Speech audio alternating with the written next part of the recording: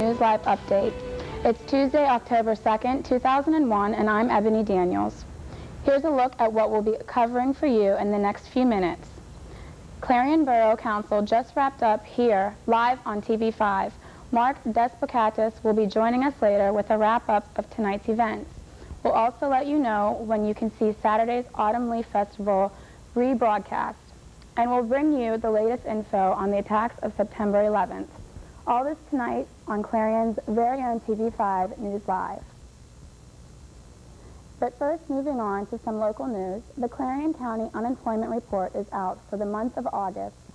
The report shows the area's unemployment is down 0.4%, unemployment in July for the county 4.2%, while the rate in August shows only a 3.8% rate of unemployment.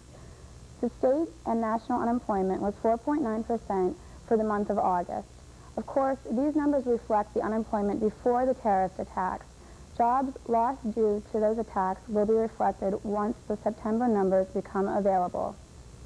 And in response to those terrorist attacks, Clarion University is sponsoring a panel discussion.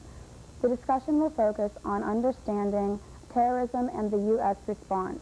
Panelists will consist of professors from Clarion University's College of Arts and Sciences and the Political Science Association. The discussion will take place in Hart Chapel this coming Thursday, October 4th at 7 p.m.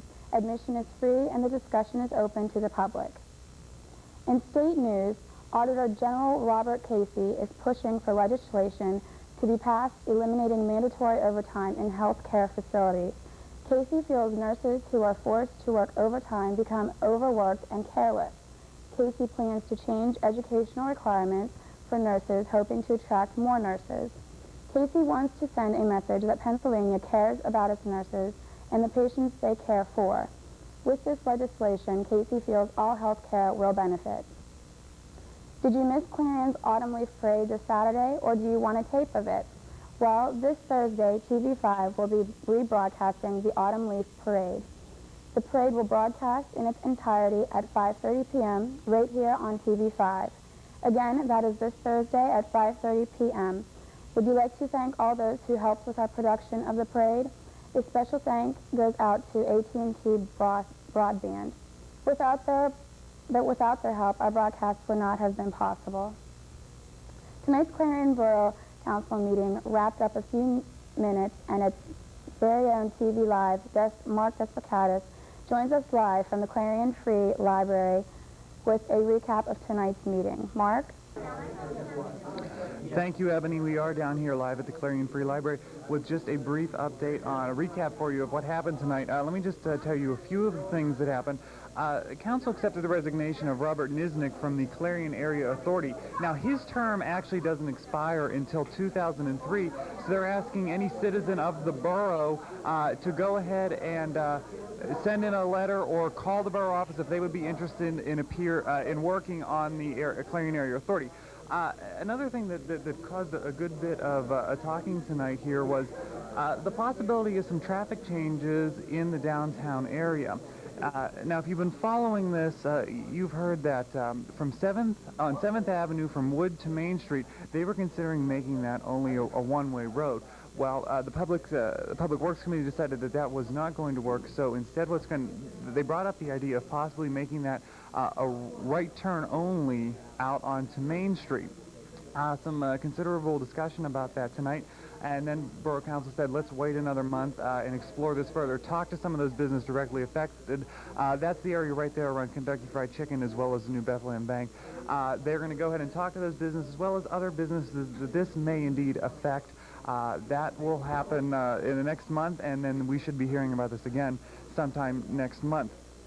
Also talked a little bit about skateboarding. Now, I remember covering this story a few years ago. Some people have complained about skateboarders in Clarion Borough, especially on Main Street, and there's a proposal now on the table that says that if you are found with a skateboard on Main Street and riding it where you shouldn't be, that it's possible that after your first offense, your skateboard could be confiscated for a week, that you would need, if you were over 18, you could go in a week and pick it up, and if you're under 18, a parent or guardian would indeed have to go and pick it up. And there's even a possibility that after a third offense that it could take up to 6 months to get that skateboard back. That, of course, not going to effect yet, but still a possibility. Halloween is coming up at the end of the month. Borough Council says that trick-or-treating in the borough will be Wednesday, October 31st from 6 to 8. And if you want to participate in trick-or-treating for Halloween, you are asked to leave your lights on in the borough.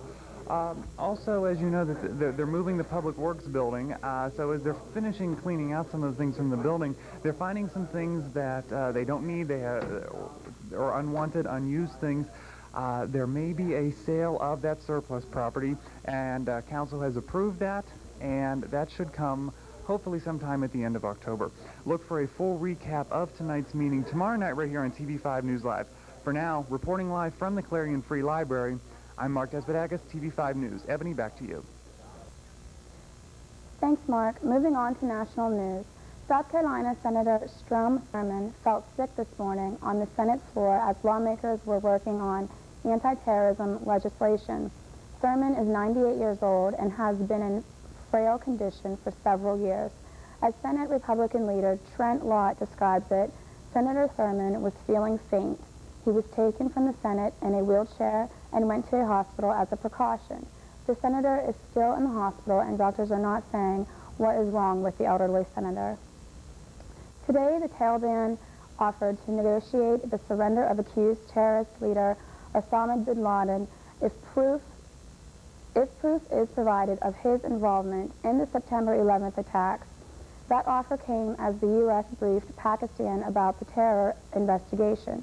Walter Rogers has that story, as well as other developments.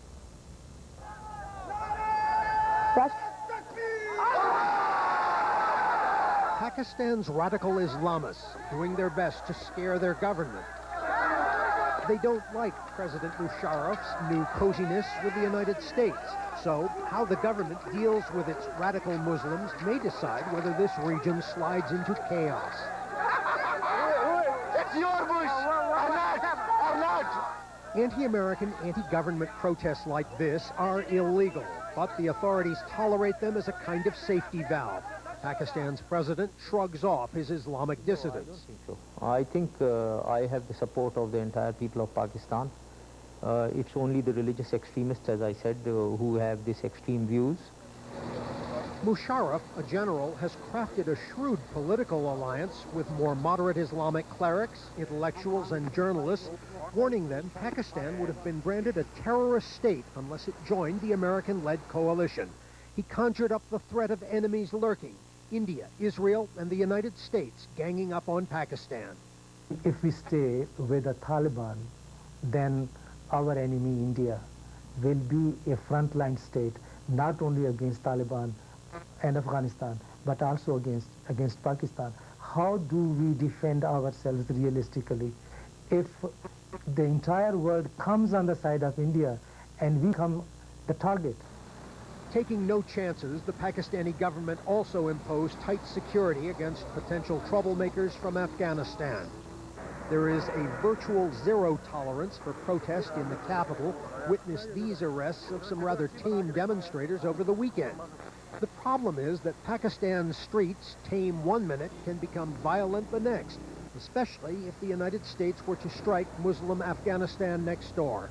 If America kills Muslims, this Pakistani said, then all these people will become Osama bin Ladens. Most Pakistanis, however, say one enemy at a time is enough. They also are conscious of the pros and cons and the bottom line of a balance sheet of being with Americans and being against Americans. There are also clear benefits to Pakistan from this crisis. Economic sanctions imposed after its nuclear tests have been lifted. New economic aid could be forthcoming. And India's efforts to blacklist Pakistan as a sponsor of terrorism have fizzled out. So abandoning the Taliban radicals across the border was an easy choice. A government that has been supported by religious political parties in Afghanistan is on its way out. America is assembling massive power in the Persian Gulf, Arabian Sea, and ready to strike. Still, the checkerboard of South Asian politics depends now on U.S. military strikes against Afghanistan. How many bombs? How much devastation? How many people die? That is the variable which makes the end game here still uncertain. Walter Rogers, CNN, Islamabad. Russia has signed a new agreement to supply weapons to Iran. Such an agreement would have drawn harsh U.S. criticism before September 11th, but now a new political landscape seems to have taken shape. Jill Daugherty reports from Moscow. Just a month ago, it would have seemed impossible. In Moscow, the defense minister of Iran, a country the United States accuses of sponsoring terrorism, speaking out in support of U.S. military action against terrorist bases in Afghanistan. If such action is supported by the international community and the United Nations, then we naturally will support it. But Russia shares similar. Both support Afghanistan Northern Alliance, which is fighting. Moscow says terrorist camps in Afghanistan are training rebels to fight in Russia's own breakaway republic of Chechnya. Tuesday, a senior Russian presidential aide named some of those bases and claimed the training is paid for by accusers of masterminding terrorist attacks in the United States.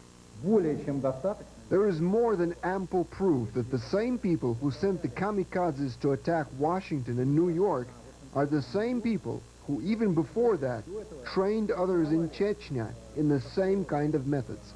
The Iranian defense minister's visit to Moscow could have been awkward for Russia. The two countries signing an agreement on Russian weapons supplies to Iran. At the same time, Moscow is pledging its full support to the West in the fight against terrorism. But Iran, Russia maintains, is no rogue state. It's a country on its road. It's still with problems, but it is on our side. It's one of us. That's why we should equip it with whatever it needs to protect it.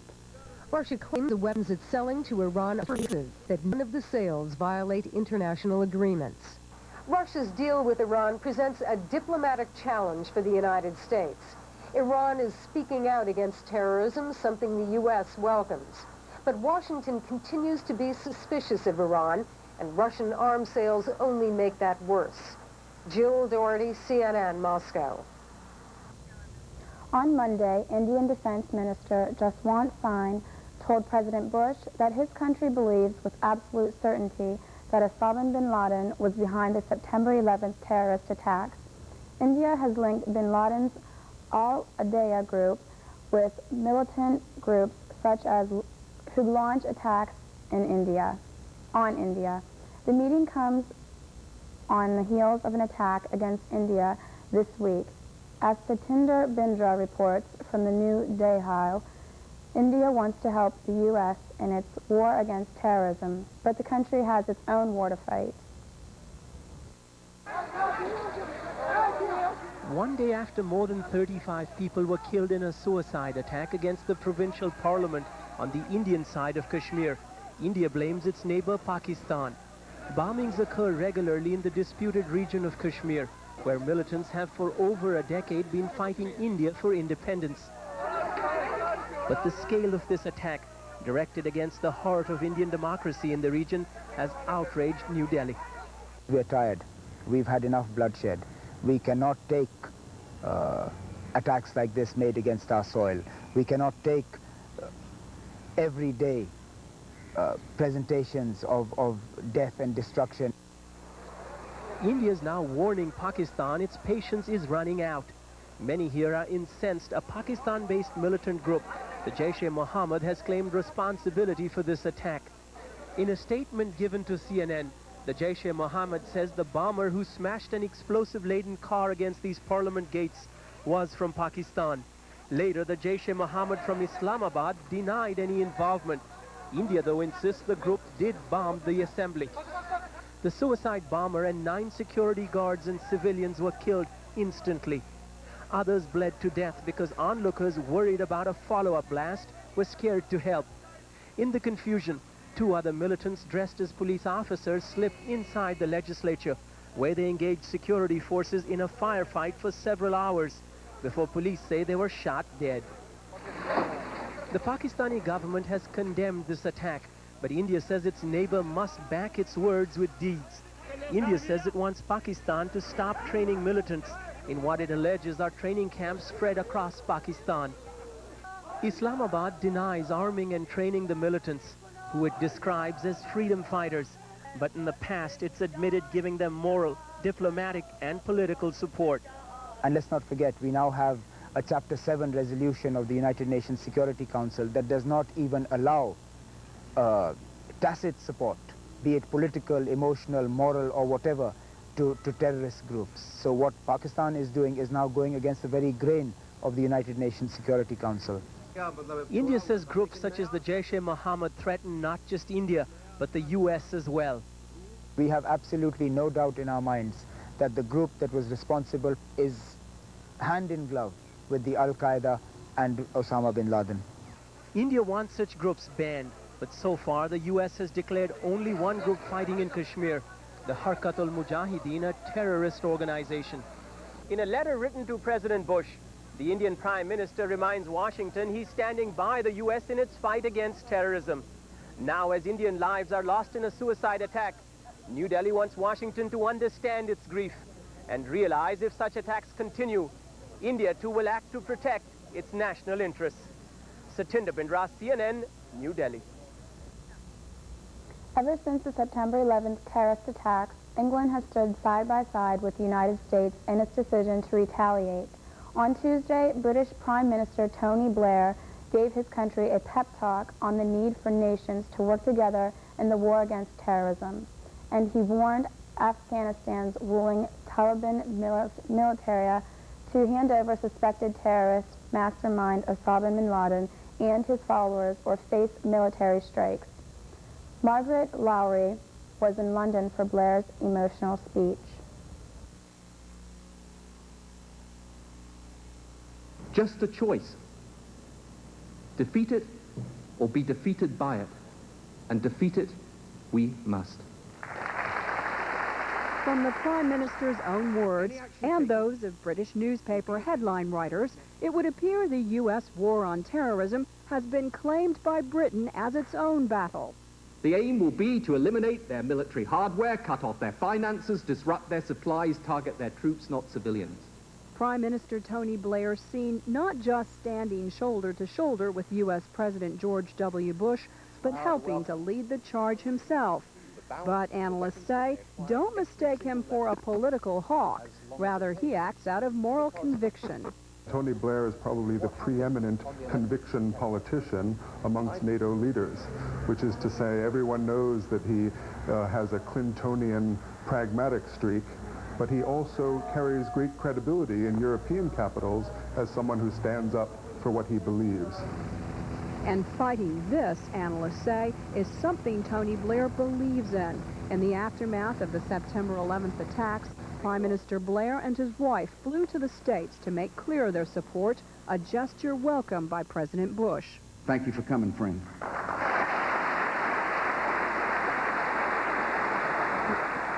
Friend, indeed. Britain may belong to the European Union, but historically it is seen as having a special relationship with the U.S. Analysts say both sides benefit. There is the risk that he will be viewed as a lapdog of Washington, but he also has the objective of trying to strengthen Britain's role as a bridge between the European Union and the United States. And that is a role which gives Britain and Tony Blair a lot of leverage within the European Union. We continue the air campaign. We do not rule out any options. Leverage with Washington as well. In Kosovo, Britain believed influential in helping then-President Clinton change his mind about ground troops. This time, analysts say, Britain expects to have a role in any negotiations over a regime to replace the Taliban, should that come to pass, and a seat at the table when allies define and execute other strategic aspects what will likely be a wide-ranging and lengthy war against terror. Margaret Lowry, CNN, London. Well, that's all for TV5 News. Join us tomorrow with Carrie LePew and Jackie Nealing. I'm Ebony Daniels. Good night.